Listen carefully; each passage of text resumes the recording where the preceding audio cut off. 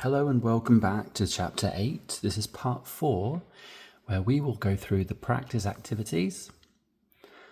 So we're going to start with question 1.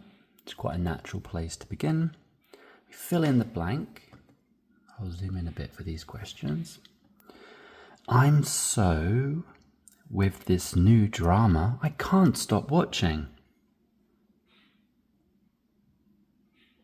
I'm so obsessed. I'm so obsessed. We're going to modify obsessed with so, means extra obsessed with this new drama. I can't stop watching. I can't stop watching. I can't stop. It's out of my control. I want to stop, or maybe I want to stop, but I can't. It's so good. I can't stop watching. Number 2, how would you respond to a friend spoiling a movie for you? Oh, I know what I would do. I would unfriend them in real life because it's bloody annoying.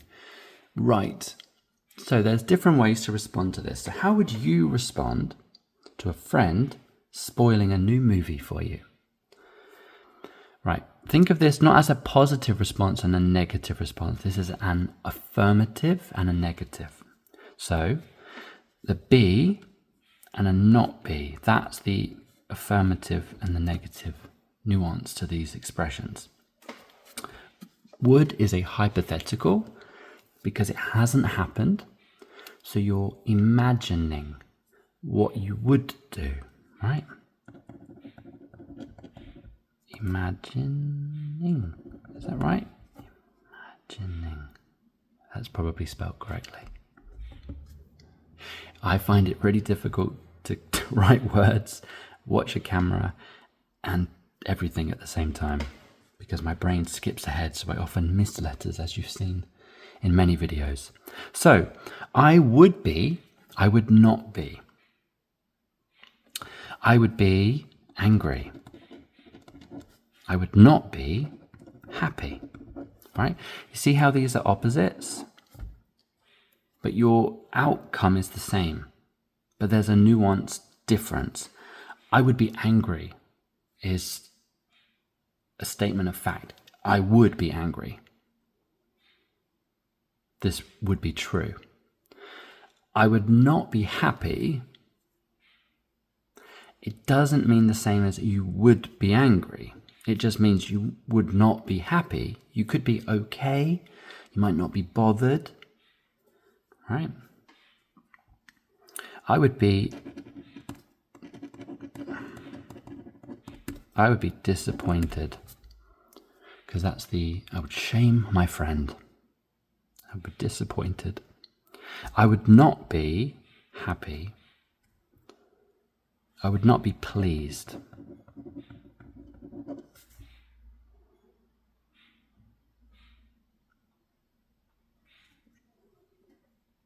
So we can see the nuance. When you have an affirmative or negative structure, you're emphasizing how you would be. So this is a true fact. I would be disappointed. I would be angry. But by reversing it and saying you would not be happy, I would not be pleased, you're not saying that you would be angry. The opposite is not necessarily true. But you're just indicating that you wouldn't like it. Well, I would not be happy. So if you're talking about your friend, this type of expression is better because you're not saying you would be angry. You're just saying, well, I would not be happy. And it leaves it to other people to decide maybe how you feel. Or you don't have to say how you feel. Just wouldn't like it. Wouldn't be nice. It's also not the end of the world. Right, crack on. Write 2 sentences using obsessed and release date. 2 sentences with obsessed and release date. So we'll use one in each and see how that works out. I'm going to write this. We'll write this together. Okay. I have a friend who is obsessed with, let's say, Superman. All right, I'll do another one. My son Dante is obsessed with Spider-Man.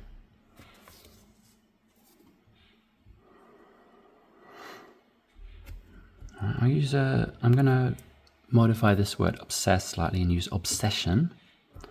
I have an obsession with, let's just, for me, I don't, but as an example, Iron Man comics. All right.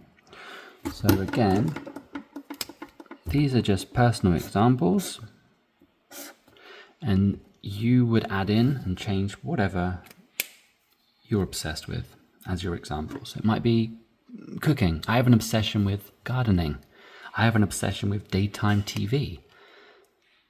I have a friend who's obsessed with, I don't know anything. Music, Michael Jackson, right? Release date. Okay. Okay.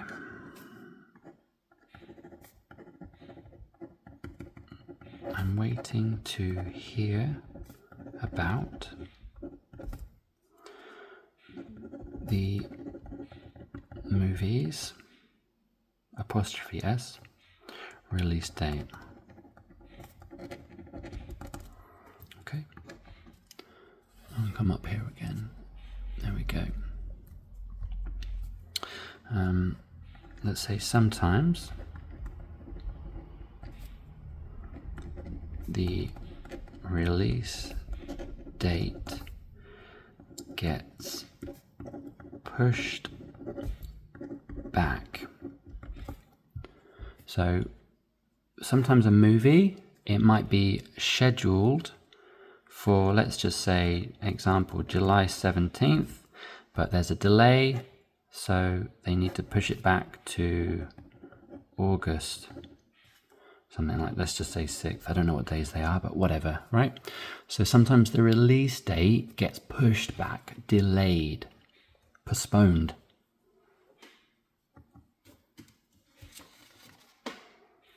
Okay.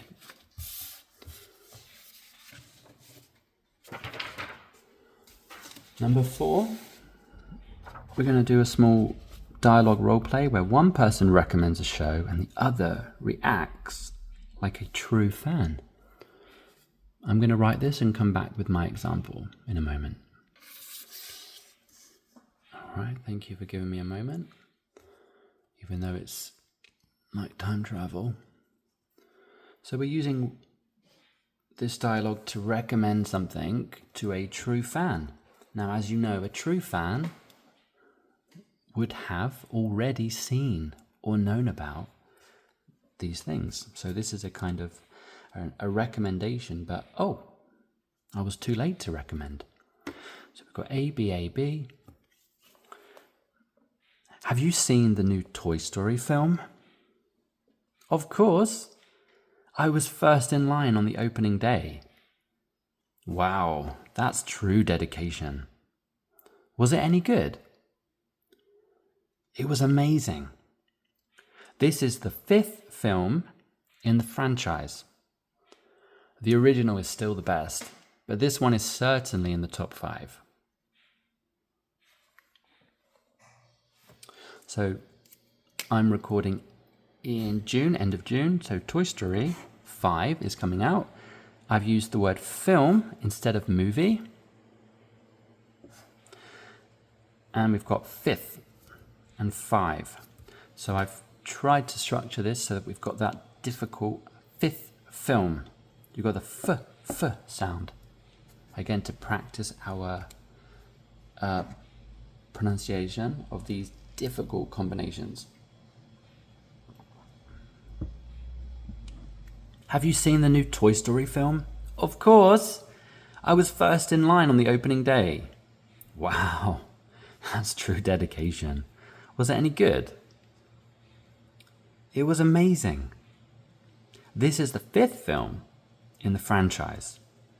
The original is still the best, but this one is certainly in the top 5. This last sentence here, maybe you'll understand my kind of humor. This is an attempt at being funny with a sentence, because there's 5 films. Probably this one's not the best, so you make a joke about being in the top 5 because there are only 5. The noise in the background is the ice machine and the coffee machine, so I apologize for that, but oh well, it's all right. Number 5. Oh, zoom in again. Name one fandom you belong to and describe why you like it. Here's a sentence I prepared earlier. I belong to the something fandom. Let's just say DC Comics fandom. God, that's such a noisy machine. Oh. The Cafe Ambiance. I like DC because of Batman. I won't do impressions. I'll stop. So you would add in the fandom you belong to as an example. Maybe, I'm not part of a fandom myself. I like things. I'm not part of a fan group. But it's pretty cool if you are. Number 6.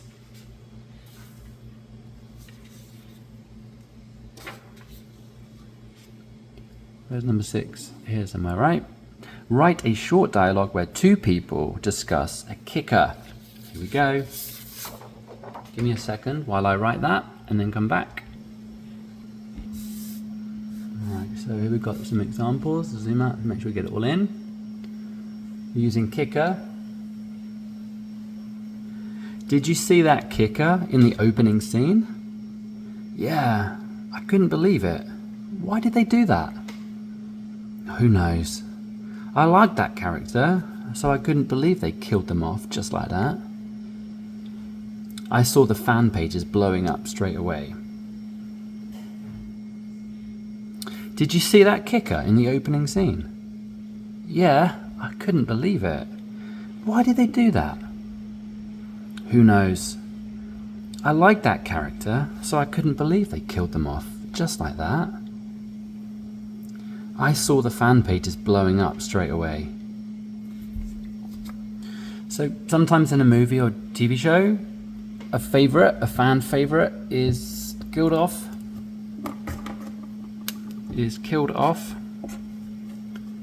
And there were some very prominent examples, which I will not spoil for you here. But some people like characters, and when they die too early, that's really annoying for fans. So the fan pages would blow up. Lots of attention on them.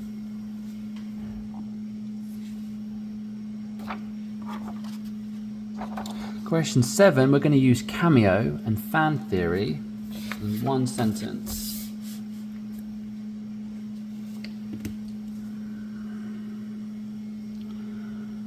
Right, so there were, we're going to use a plural here, so there were so many cameos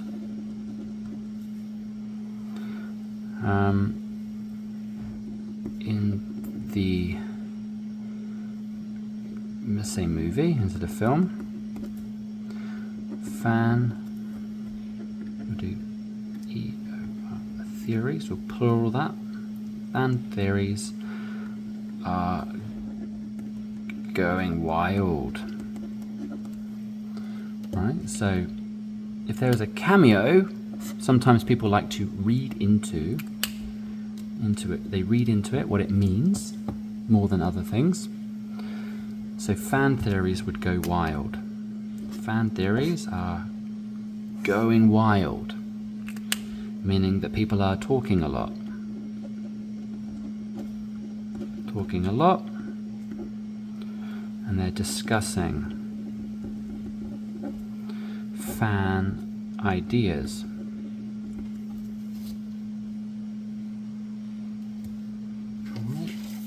And we'll wrap up with the last 3 questions here. Zoom in a dash. So, true or false, a spoiler tells you the ending before you watch it.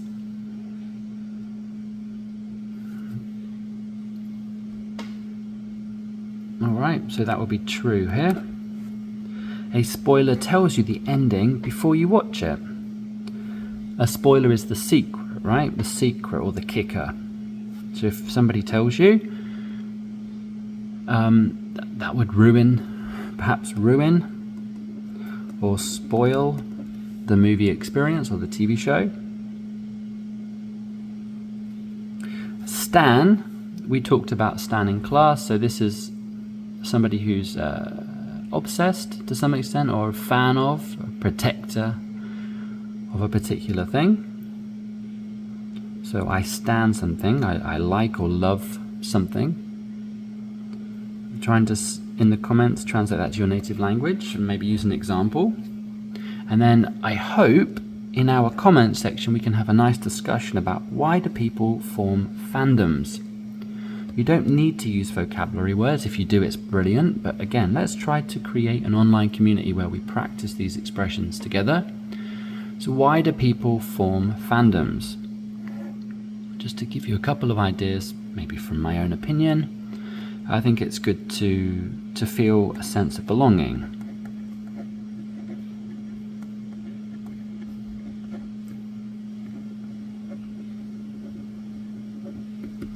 To feel a sense of belonging. So if you're inside a group or a community, you feel comfortable and safe, right? You like to share your ideas and opinions with, let's use a different word here, like-minded people. Like-minded means, literally, minded like-minded, the same mind as you, right? Like, or same mind. So, they're your people, right? It's good to share with them. Thank you very much for this. I hope the noise in the background from the cafe is therapeutic rather than frustrating. I will see you next time with the review quiz for chapter 8. Thank you very much. Please like, comment, share, etc. Bye-bye.